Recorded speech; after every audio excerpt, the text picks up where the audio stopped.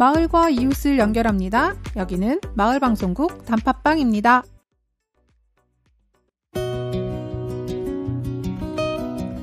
신뢰와 정성보다 좋은 재료는 없죠. 마음 한 끼는 행신동 맛집으로 소문난 꼭 한번 먹어야 하는 그 집입니다. 오늘 점심은 콩나물 비빔밥과 잔치국수로 든든하게 하루를 보내는 건 어떨까요? 소문난 양념간장과 곁들여 먹으며 마음 한 끼를 느껴보세요. 느껴보세요.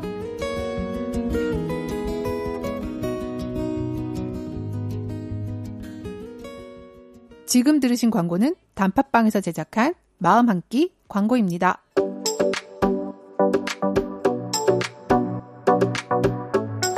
새로움이 가득한 3월입니다. 며칠 전에 지인이 아이가 초등학교에 입학했다며 사진을 한 장 보내주었습니다. 초등학교에 들어간 그 아이는 사진 속에서 환하게 웃고 있었어요. 저는 온맘 주니어의 입학식이 생각났더랬죠. 온맘 주니어는 코로나 시기에 학교에 입학하는 바람에 선생님과 아이들끼리만 입학식을 했었어요.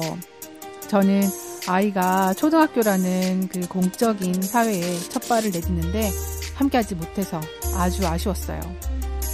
지금은 학교에 잘 적응해서 다니고 있지만 온맘 주니어는 초등학교에 적응하는데 상당한 시간이 걸렸답니다. 그래서 오늘은 초등학교에 처음 입학하는 아이들이 학교에 적응할 때 꼭 필요한 사회성에 대한 이야기를 해볼까 합니다. 저희 단팥빵을 품고 있는 덕양행신종합복지관에서 예비 초등학생들을 위한 사회성 향상 프로그램이 있어요. 그래서 그 프로그램을 여러분께 소개해 드리려고 합니다. 먼저 이 프로그램을 담당하고 계시는 과장님과 이야기를 나누어 보겠습니다. 안녕하세요, 과장님. 네, 안녕하세요. 처음 뵙겠습니다. 네, 처음 뵙겠습니다. 네, 이렇게 바쁘신데 귀한 걸음 해주셔서 너무 감사드려요. 불러주셔서 감사합니다. 네, 저 먼저 청취자분들 잘 모르시니까 과장님 소개를 좀 부탁드릴까요? 네, 저는 덕양행신종합사회복지관의 이제 교육복지과를 운영하고 있는 최희용 과장입니다. 네, 반갑습니다. 네, 반갑습니다. 네, 예비 초등학생 사회성 향상 프로그램을 이렇게 기획하고 지금 진행하고 계시는데요. 지금 이 프로그램을 어떤 계기로 시작하게 되셨는지 좀 되게 궁금합니다. 우선은 이제 예비 초등학생이라고 하면은 유아기에서 아동기로 이제 전환되는 딱 그 시점이거든요. 이제 초등학교 입학하면서부터 아동기로 전환이 되다 보니까 가정에서보다 학교에서의 생활이 이제 비중이 더 커지면서 그런 환경적인 부분에서 아이들이 잘 적응할 수 있도록 하기 위한 취지로 좀 사회성 향상 프로그램을 좀 기획하게 되었습니다. 네. 저는 이제 초등학생을 키우고 있는 그 엄마로서 제가 미리 알았다면 저희 아이와 함께 했을 텐데 참 아쉽네요. 근데 이제라도 알게 됐으니까 지금 그러면은 이렇게 초등학생들의 사회성 발달, 사회성 향상을 위한 프로그램이 있는데 그러면 이 프로그램은 지금 몇 명의 수강생들? 그러니까 여러 명이 이렇게 하는 건가요? 아니면 1대1로 수업을 하는 건가요? 우선은 저희가 최대 4명을 기준으로 해서 지금 모집을 하고 있고요. 저희가 23년도 같은 경우에는 예비초등학생 대상으로 해서 진행을 했었고 현재까지 이제 친구들이 이제 2학년 올라가는데 진행을 하고 있습니다.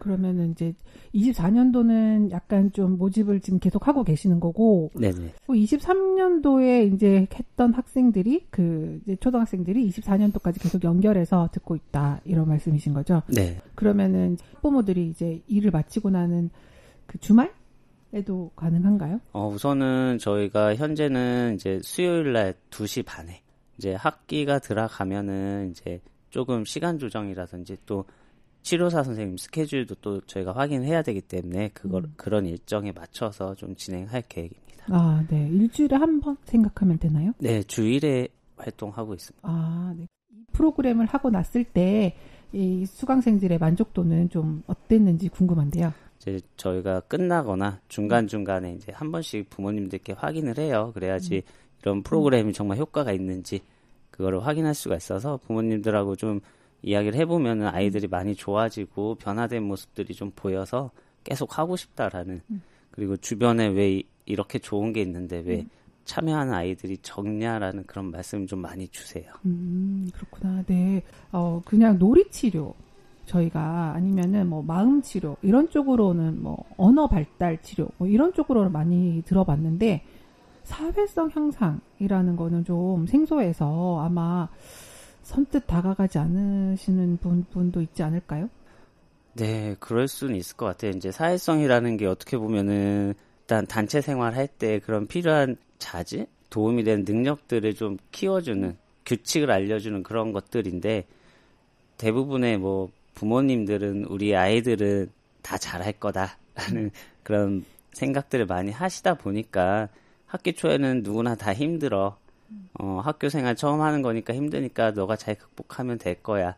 잘할 수 있어라는 긍정적인 피드백을 주긴 하지만 이게 아이들 입장에서는 내가 어떻게 해야 되지? 라는 그런 생각을 많이 고민을 할 것 같아요. 그래서 이러한 부분들이 이제 저희 사회성 프로그램을 듣게 되면은 뭔가 또래 아이들과 같이 하고 그거에 대해서 어떤 행동들에 있어서 이거는 이렇게 하는 게 더 긍정적인 방향으로 좀 피드백을 주고 하다 보면 그런 관계적인 부분 또 규칙적인 부분을 좀 더 빨리 알고 단체 생활에서 조금 더 적응을 잘 할 수 있는 그런 아이가 될 수 있지 않을까 싶습니다. 네, 감사합니다. 아까도 말씀드렸지만 진짜 네 아깝네요. 네, 그 우리 청취자분들께서 어떻게 신청을 하면 되는지 좀 알려주실 수 있으실까요? 네, 저희는 우선은 이제 신청은 다 전화 문의로 하시거나 아니면 카카오톡 저희 플러스 친구 복지관으로 해서 문의 주시면은 저희가 언제든지 전화 드리면서 접수 가능하시고요.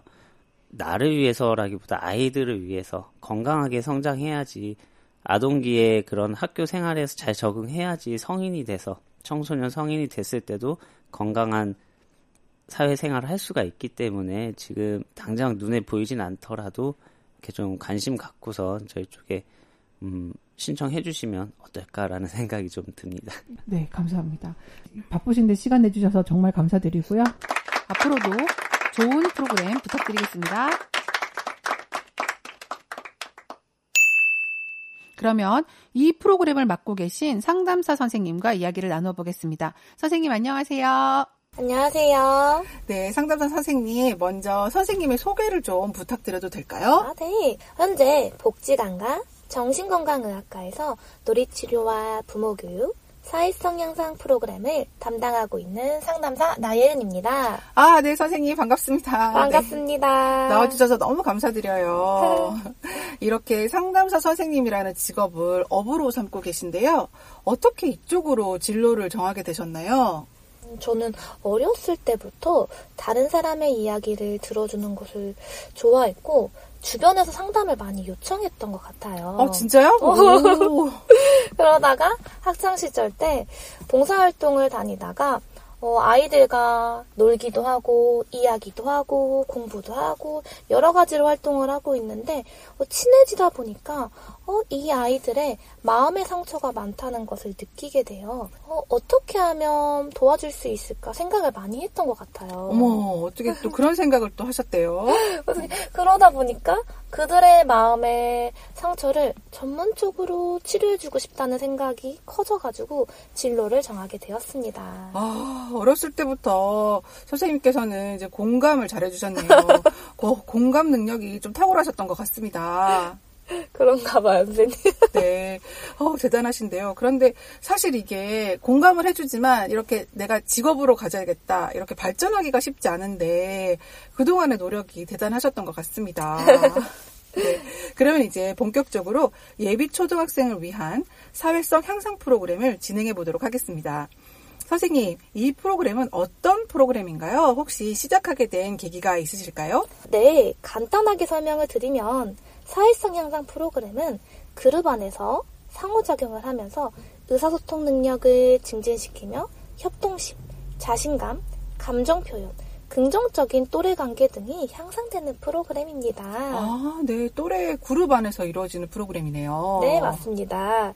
이 프로그램을 시작하게 된 계기는 저희가 코로나 바이러스 이후에 함께 어울리는 것이 제한되다 보니까 많은 아이들이 사회에서 어려움을 느끼는 것을 보면서 시작하게 되었습니다. 사실 보통 학부모님들은 아이들이 입학하기 전에는 반드시 한글을 떼고 입학해야 한다고 할 만큼 학업 성취도에는 관심이 많습니다. 사실 저도 그랬고요. 그런데 진짜 마음에는 신경을 많이 못 썼어요. 그래서 그런지 제 아이는 지금 이제 3학년이고 이제 4학년 올라가는데요.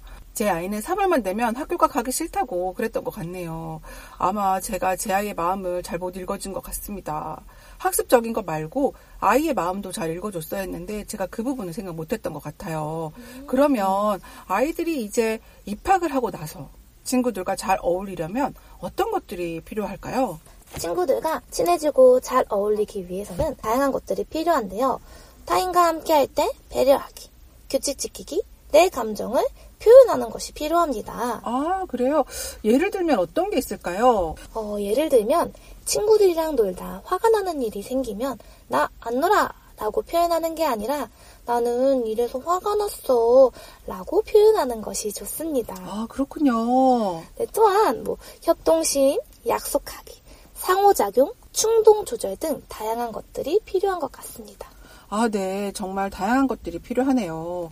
근데 말씀을 여러 가지 해주셨는데요. 상호작용은 어떤 것인가요? 언제 필요할까요? 상호작용 능력은 다른 사람들과 소통하는 것을 말하는데요. 상호작용은 태어나는 순간부터 저희 필요합니다. 아이들은 부모와의 상호작용을 토대로 관계를 맺고 유지하는 방법을 알아가게 됩니다. 아, 태어나는 순간부터 필요했군요. 그렇습니다. 이 방법은 다른 사람에게 확대 적용하기 때문에 태어났을 때부터 부모와의 상호작용이 점차 다양한 관계로 넓어지게 됩니다. 아, 네. 이제 좀 그림이 그려지네요. 그런데 아까 말씀하셨던 것 중에서 협동성 말씀하셨는데요. 저도 협동성은 알겠습니다. 학교에서 이제 모둠 프로젝트 같은 거 하잖아요. 모둠 할 때, 그룹 활동 할 때 그 협동을 잘 해야지 과제를 완성할 수 있잖아요. 네. 그러니까 이 예비 초등생들에게도 협동성이 중요할 것 같은데 제가 맞을까요? 맞습니다. 학교에서 모둠 활동도 하고 친구들과 함께 어울리는 시간들도 점점 많아지기 때문에 협동성도 다양한 곳에서 필요합니다. 그렇군요. 큰 가르침 감사합니다. 마지막으로 이 충동 조절을 말씀하셨는데요. 아까 말씀하신 충동 조절은 무엇일까요? 충동성은 자신의 감정이나 행동에 대해 조절을 못하고 분출하는 것을 이야기하는데요. 그렇군요. 예를 들어서 충동 조절이 어려운 아이는 친구들과 보드게임을 할 때 지고 있다면 지는 것에 대해 화를 내거나 아니면 울거나 보드게임 판을 엎을 수도 있습니다. 맞네요. 저희 아이가 좀 그런 부분이 있는데요. 사실 이런 것들은 형제가 있거나 대가족 사회에서 자라면 자연히 주위를 보고 듣고 배우면서 넘어갈 수 있는 것들인데 요즘은 핵가족 사회이고 또 자녀들이 거의 외동들이다 보니까 이런 것 자체를 보고 듣고 배울 기회가 없었던 것 같네요. 네. 아이들이 이제 단체 활동을 하면서 해야 하는 것과 하지 말아야 하는 것을 구별해서 가르쳐줘야 하는데 저희 부모들이 그렇지 않았다는 생각도 들고요. 부모들이 너무 아이들을 오냐오냐해서 키운 것 같다는 마음이 지금 문득 드네요. 그런 관점에서 예비 학부모님들이 가져야 할 태도나 마음가짐이 있을까요? 학부모님들이 처음에 학교에 입학하면 걱정을 많이 하시는 것 같아요. 저라도 그럴 것 같은데요. 네, 걱정 많이 하시죠. 아동의 영아기, 유아기, 시기마다 부모의 양육 태도가 조금씩 바뀌듯이 초등학교 입학을 하게 되면 그 나이에 맞게 조금씩은 양육 태도가 바뀌어야 합니다. 맞네요. 그렇군요. 우리 아이가 새로운 환경에 적응을 잘할 수 있을까 걱정을 많이 하실 텐데 걱정이 많아지게 되면 과잉보호가 될 수 있어 아이의 정서가 더욱더 불안해질 수 있습니다. 이게 걱정이 많아지면 과잉보호가 되고 그러면 또 이게 아이 정서에 또 영향을 미치네요. 네, 영향을 많이 미칩니다. 네. 그렇기 때문에 필요한 것은 아이를 믿고 지지해주고 응원해주는 것이 좋습니다. 그리고 아이가 어려워하는 것이 있다면 언제든지 알려주시면 좋을 것 같습니다.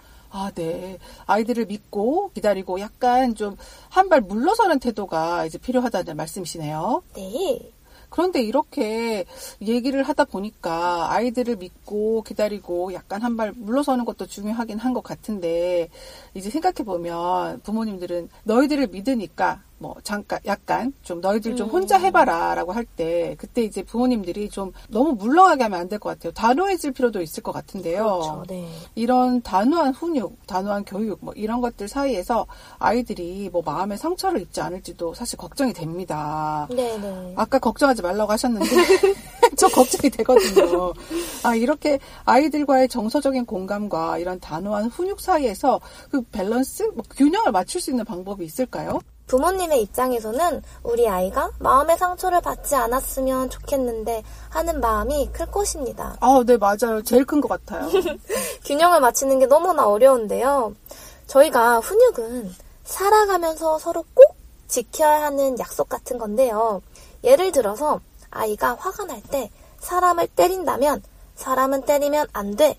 라는 것을 꼭 알려주고 훈육시켜야 합니다. 네, 그건 그렇죠. 네. 그러다 보면 타인에게 공격적인 행동을 할 때 훈육시키지 않고 내 아이 마음에 상처 주면 안 돼 라고 하고 그냥 두게 되면 다른 곳에서 문제가 생길 수 있습니다. 그렇죠. 당연히 그렇죠. 네네. 사회에 살아갈 때 훈육은 필요한 것이기에 부모가 알려줘야 한다고 생각합니다. 훈육 후에 아이와 정서적인 대화를 하면서 나아가면 어떨까라는 생각이 듭니다. 네, 마지막 말씀 너무 감사드려요. 사실 저희는 이런 훈육이 이제 주로 주가 되어가지고 훈육만 했거든요. 그러다 보니까 훈육 후에 분위기가 이제 냉랭해지는 거죠. 그렇죠. 네. 그래서 그 훈육 이후에 정서적인 교감, 공감, 아이의 마음을 읽어주는 부분 이런 것들이 또 진짜 필요할 것 같네요. 매우 필요합니다. 오늘 좋은 말씀 감사합니다. 이 사회성 향상 프로그램과 관련해서 고양 시민께 전하고 싶은 이야기가 있으신가요? 저는 초등학교를 입학해 학교 생활하는 것이 아이들이 작은 사회를 경험하는 것이라고 생각이 듭니다. 어린이집과 유치원과 달리 초등학교 생활은 다른 생활이어서 적응하는데 어려울 수 있을 겁니다. 네, 그렇죠. 아이들이 아직 모르는 부분이 많기 때문에 어른들이 가정 안에서 우리 아이들이 잘 자랄 수 있도록 도와주며 관심을 가져줬으면 좋겠습니다. 네, 그렇습니다. 내 아이가 친구들과 어울리지 못하는 건가? 라고 걱정이 되신다면 언제든지 복지관에서 진행하고 있는 사회성 향상 프로그램에 문의를 주세요. 네. 프로그램을 통해 다양한 사회기술을 배우며 타인과 함께하는 것이 즐겁다는 것을 배워갈 것입니다. 네, 좋은 말씀 정말 감사드립니다. 아이를 키우면서 알아야 될 것들을 오늘 아주 많이 배운 것 같습니다. 이 자리를 함께 해주셔서 정말 감사드리고요. 다음에 좋은 기회가 있으면 또 뵙겠습니다. 네, 감사합니다. 감사합니다. 지금까지 예비 초등학생들의 사회성 향상 프로그램에 대해 알아보았는데요. 우리 아이들의 사회성은 하루아침에 만들어낼 순 없지만 이런저런 경험과 자기 감정을 조절하는 것에 대한 연습을 하면 조금씩 키울 수 있다고 합니다. 우리 아이들이 사회성을 키우는 연습을 잘할 수 있도록 우리가 활짝 떨어져 보면 어떨까요? 새로운 시작을 하시는 모든 분들을 응원합니다. 지금까지 고소한 목요일의 온맘이었습니다. 청취자 여러분, 다음 주에도 많은 관심 부탁드리겠습니다. 청취해주셔서 감사합니다.